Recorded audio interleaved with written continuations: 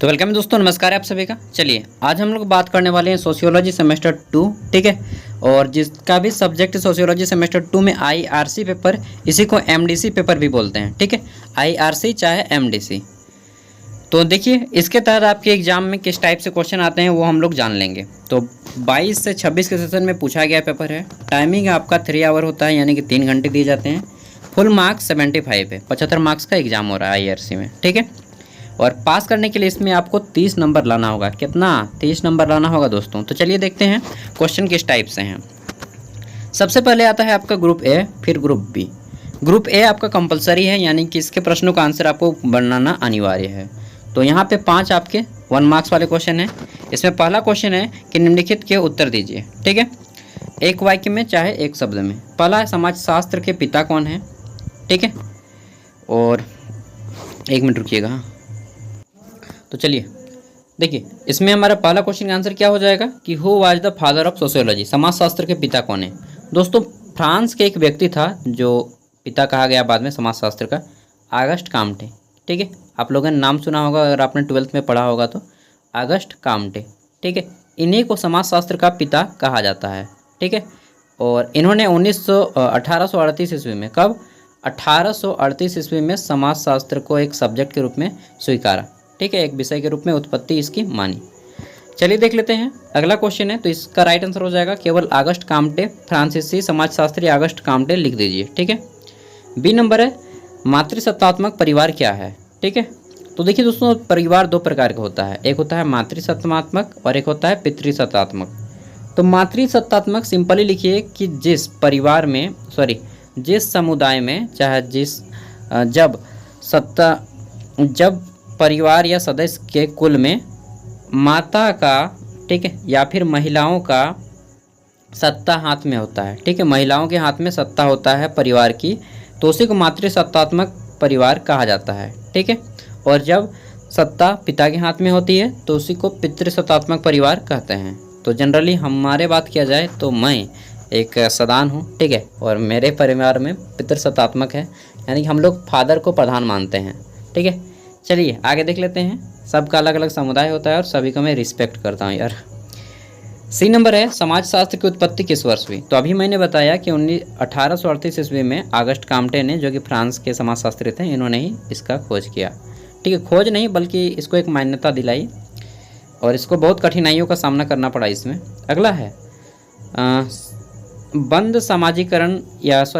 सामाजिक अस्थिकरण क्या है? इंग्लिश में है क्लोज्ड सोशल स्ट्रेटिफिकेशन क्या है, ठीक है।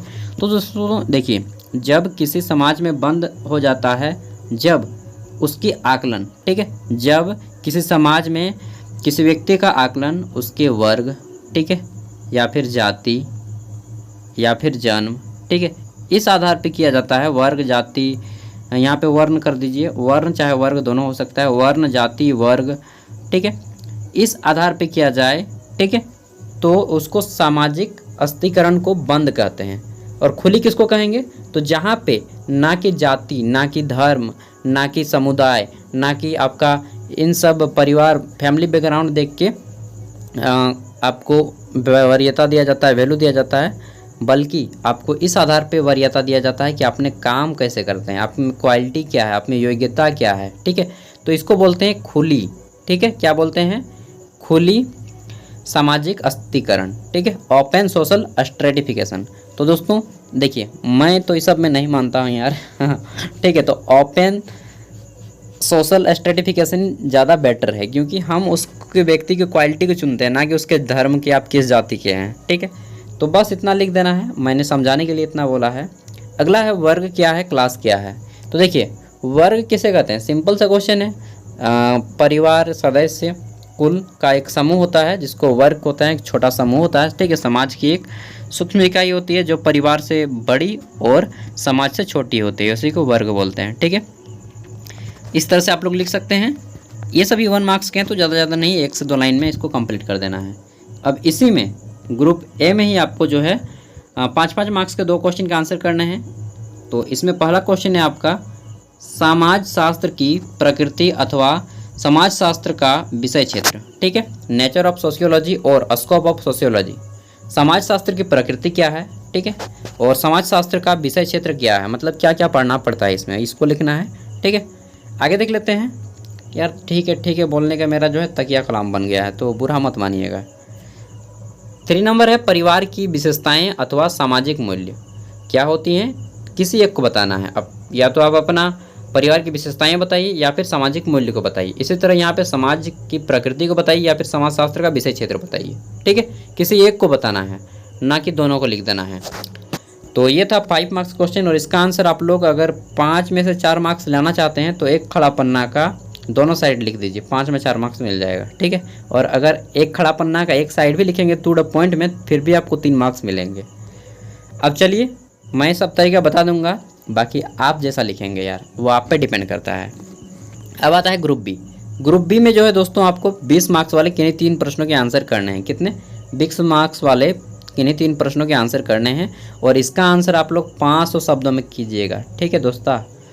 तो मेरे यारों 500 शब्दों में करना है। आप लोग बोलिएगा यार इतना लिखेंगे, हाँ दोस्त इतना लिखिएगा, तब ना आपको 20 में कम से कम 16 मार्क्स मिलेगा। 12 से 16 मार्क्स मिल जाएगा अगर आप लोग 500 शब्दों में आंसर करेंगे, चाहे आपका आंसर टू द पॉइंट में हो या ना हो।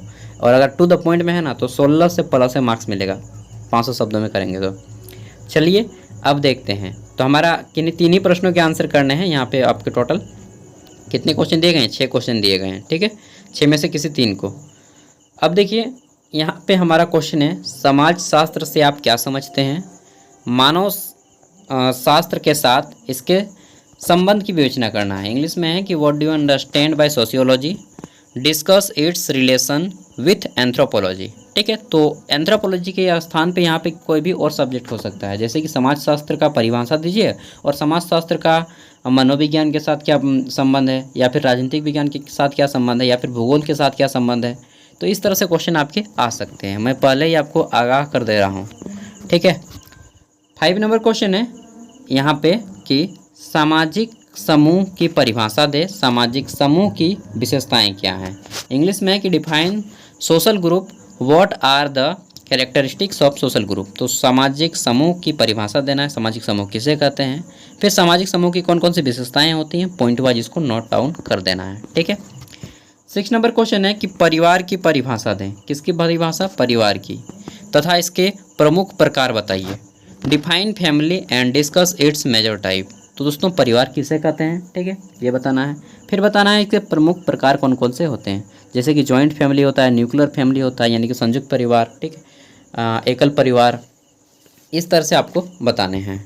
और एक कहावत है, बहुत बुरी कहावत है कि छोटा परिवार सुखी परिवार, बड़ा परिवार झंझट हजार। नहीं यार, छोटा परिवार झंझट हजार, बड़ा परिवार सुखी परिवार, ठीक है। क्यों? क्योंकि उसमें बहुत सारे फैमिली होते हैं ना, तो ऐसा नहीं कि रिस्पॉन्सिबिलिटी सबके ऊपर आता है, सब पे मिलजुल के रहते हैं, बस डिपेंड करता है कि आप रहने का तरीका, आप में क्या क्वालिटीज़ हैं, आप में क्या गुण है, ठीक है।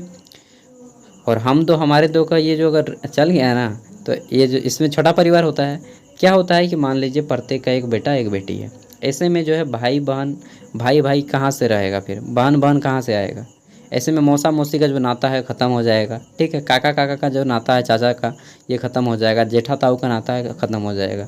तो हम बोलेंगे हम दो हमारे 3, ये अच्छा है मेरे लिए, मतलब मैं तो ये फॉलो कर रहा हूँ और मुझे ये ज़्यादा बेटर लग रहा है, क्योंकि मैंने सोचा यार कि ऐसा रहेगा तो फिर तो दुनिया में ख़त्म ही हो जाएगा ना जी, ये सब रिलेशन ही ख़त्म हो जाएगा।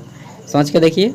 हाँ, तो अगर आप में काबिलियत है फैमिली संभालने का, तो इन फ्यूचर, अभी तो नहीं बता रहा हूँ, इन फ्यूचर आप लोग ये 3 वाला रूल अपनाइएगा, ठीक है, लेकिन इससे ज़्यादा नहीं, लॉबी नहीं बनना है फिर। 7 नंबर क्वेश्चन है कि जाति की परिभाषा दें और इसकी विशेषताओं की चर्चा करें। इंग्लिश में है कि define caste and discuss its characteristics. जाति की परिभाषा दें और इसकी विशेषताओं की चर्चा करें, ठीक है दोस्तों। जाति किसे कहते हैं और इसकी विशेषताएं क्या हैं, जैसे कि मैं तेली जाति का हूँ यार। और तेली जाति की क्या क्या विशेषताएं हैं? पहला है तो तेल निकालना कोल्हू के पैल से, ठीक है। तो ये सब मेरे पिताजी लोग करते थे, अब मैं तो नहीं करता हूँ, ठीक है, क्योंकि आज मशीनीकरण का युग आ गया। फिर भी मेरे पिताजी की है, मैं बचपन में उसके साथ काम किया हूँ अपने पिताजी के साथ। चलिए जो भी है, इस तरह से आपने लिखना है जाति के बारे में एग्जाम्पल दे दे के। 8 नंबर क्वेश्चन है कि सामाजिक परिवर्तन क्या है, सामाजिक परिवर्तन की विशेषताएं क्या है। इंग्लिश में है कि what is social change, what are the characteristics of social change. तो सामाजिक परिवर्तन समाज में हो रहे आए दिन में आने वाले सामाजिक, आर्थिक, राजनीतिक, सांस्कृतिक परिवर्तनों को सामाजिक परिवर्तन कहा जाता है। इस तरह से कर दीजिएगा। फिर सामाजिक परिवर्तन की निम्नलिखित विशेषताएँ हैं। समाज पे क्या इफेक्ट पड़ता है, परिवार पे क्या इफेक्ट पड़ता है, ठीक है, देश पे, दुनिया पे क्या इफेक्ट पड़ता है बताना है। कंप्यूटर का युग आ रहा है, आधुनिकीकरण का युग आ रहा है, इस तरह से बताना है आपको, ठीक है। 9 नंबर क्वेश्चन है कि भारत की जाति व्यवस्था में होने वाले आधुनिक परिवर्तन की विवेचना करें। जाति व्यवस्था में क्या परिवर्तन हो रहा है, तो जाति व्यवस्था बदल रही है धीरे धीरे। आदमी जाति को न वरीयता देकर उसके आदमी के विशेष योग्यता को वरीयता देता है। ये चीज़ आप लोग लिख सकते हैं और ज़्यादा बेटर होगा इस तरह से अगर आप आंसर करेंगे तो आदमी भी खुश हो जाएगा कि वाह यार क्या लिखा है, डेंजर आंसर है भाई। 10 नंबर क्वेश्चन है कि डिफाइन सोशल कंट्रोल, ठीक है।